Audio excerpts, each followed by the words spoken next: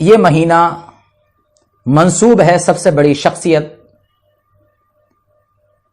سید الشہداء حضرت امام حسن کی طرف.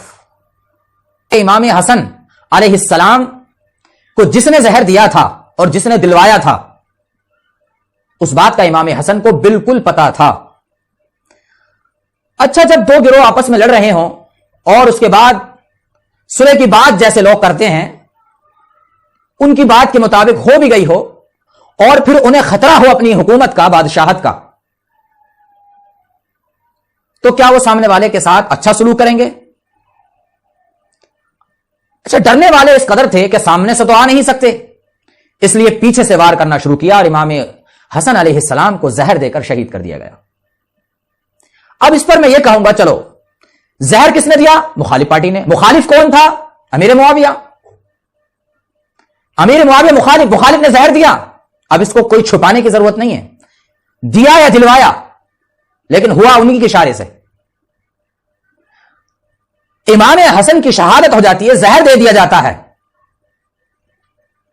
حاکم وقت کچھ نہیں بولتا.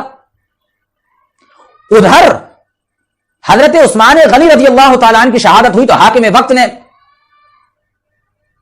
میدان میں اور میان میں تلوار نکال لی، تیار ہو گئے بدلہ لینے کے لیے. میں حکومت، اس وقت کی حکومت پر یہ سوال کر رہا ہوں کہ یہ سمجھ میں نہیں آیا کہ امام حضرت عثمان غنی رضی اللہ تعالیٰ عنہ کی شہادت ہوئی تو بدلہ لینے کے لیے اتنی جلدی کہ وسیع رسول صلی اللہ تعالی علیہ وسلم سے لڑائی شروع کر دی. ایک نہیں، دو نہیں، تین نہیں، لگاتار 5 سال لڑائی کی. 1 سال ہو، 2 سال ہو، 3 ہو، 4، 5 سال تک لڑائی کی. کس لیے؟ قصاص عثمان ہم کو چاہیے، قصاص عثمان ہمیں چاہیے رضی اللہ تعالی عنہ. تو جب حضرت عثمان غنی شہید ہوئے اور بدلہ لینے پر 5 سال تک لگاتار لڑائی ہوئی تو حضرت امام حسن شہید ہوئے تو ایک دن بھی لڑائی نہیں ہوئی. یہ کیا بات ہے؟ اس کا سیدھا سا مطلب یہ ہے کہ شہید ہی ان لوگوں نے کیا تھا. دوسری بات، چلو شہید ہو گئے، آپ نے بدلہ نہیں لیا. امام حسن علیہ السلام کا جب جنازہ رکھا گیا اس پر تیر برسا دیے گئے. کیا حکومت نے بدلہ لیا؟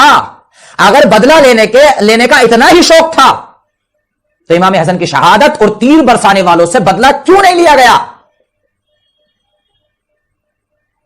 تو تاریخ میں جس نے جو لکھا وہ لکھا، لیکن ہمارے پاس بھی عقل ہے، ہم بھی عقل رکھتے ہیں، کوئی بے وقوف نہیں ہے کہ جیسے آج کل عوام بے وقوف ہے، بعض علماء بھی اس میں چلے جا رہے ہیں. انصاف سے سوچو، انصاف کی بات کہو. اور انصاف کی بات یہی ہے کہ حضرت امام حسن علیہ السلام کی شہادت بذریعہ زہر ہوئی اور یہ امیر معاویہ کے لوگوں اور ان کے اشارات سے ہوئی، اور تیر بھی ان کے اشارات سے برسائے گئے تھے. وقت کے امام کو زہر دے دیا گیا، وقت کے امام کے جنازے پر تیر برسا دیے گئے. کوئی اس پر بولنے کے لیے تیار نہیں ہے. لیکن اگر آپ امیر معاویہ کے بارے میں ایک جملہ بول دو تو تمہیں خارجی اور رازی کہنے کے لیے ہزاروں ناسبی اور خارجی ملا بیٹھے ہوئے ہیں اس بات کو کہنے کے لیے کہ تم خارجی ہو، تم ناسبی ہو. اور اس بات کو کبھی نہیں کہتے وہ کہ تیر برسائے گئے، زہر دیا گیا. آخرکار دیا کس نے؟ دیا کس نے؟ تو مخالفین نے دیا. اور مخالفین کون تھے یہ سب واضح ہے. اور بلکہ دیکھیں آپ امام بہقی کو اٹھا کر دیکھیں، مصنف ابی شیبہ کو اٹھا کر دیکھیں، کیا لکھا ہے.